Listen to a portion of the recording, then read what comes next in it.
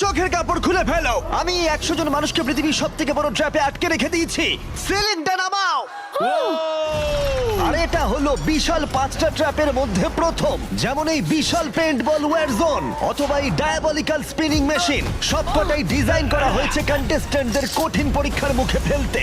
শেষে যে টিকে থাকবে সে জিতে নেবে এই দুর্দান্ত ট্রফি। নোলান, ট্রফিটা যেন নষ্ট না হয়। অবশ্যই এগুলো আসল স্পাইক নয়, কিন্তু প্রথম ট্র্যাপটা পার করতে হলে তোমাদের সেটাই ভাবতে হবে, কারণ সিলিং ভেঙে পড়ার আগে যদি তুমি নিজেকে হুক খুলে ঘর থেকে বের না করে দাও তাহলে তুমি কম্পিটিশন থেকে এলিমিনেট হয়ে যাবে।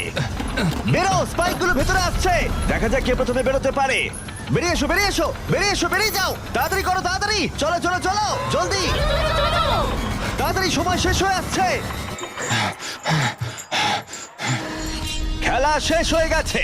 তোমাদের মধ্যে 49 জন এলিমিনেট হয়ে গেছে আর তোমাদের 51 জন এগিয়ে গেল। আর 4টে ট্র্যাপ বাকি আছে।